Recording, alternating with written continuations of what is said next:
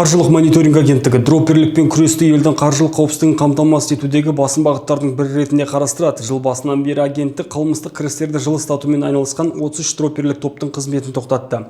Қылмыстық схемаларды ұйымдастырған 40-тан астам адам анықталып, заңсыз әрекетке 500-ден астам азаматтың тартылғаны белгілі болды. Дроперлердің банктік шоттары арқылы жалпы сомасы 112 миллиард теңгеден асатын заңсыз қаржылық операциялар жүргізілген. Тек соңғы 2 айдың өзінде 1000-нан аса дроп карта бұғатталды. Мәселен, қаржылық мониторинг агенттігінің Батыс Қазақстан облысы бойынша департаменті интернет алаяқтықтан түскен қаражатты заңдастыру үшін азаматтардың банктік шоттарын пайдаланған халықаралық дроповодтар желісінің қызметін тоқтатты.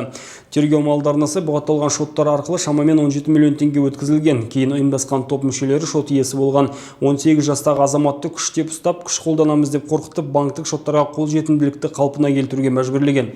Осыған ұқсас схема Жетісу облысында анықталды. Әлеуметтік желідегі жұмыс туралы хабарландыруға сенген жергілікті тұрғын кураторлардың нұсқауымен интернет алаяқтықтан түскен қаражатты өзінің банктік шоттары арқылы қабылдап отырған.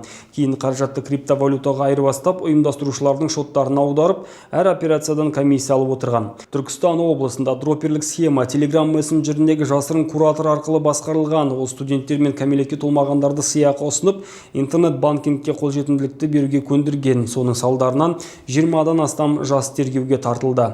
Қаржылық мониторинг агенттігі ескертеді, дроперлік схемаларға қатысу қылмыстық жауапкершілікке әкеп соғады. Елдің қаржылық қауіпсіздігі әр азаматтың жеке жауапкершілігінен басталады.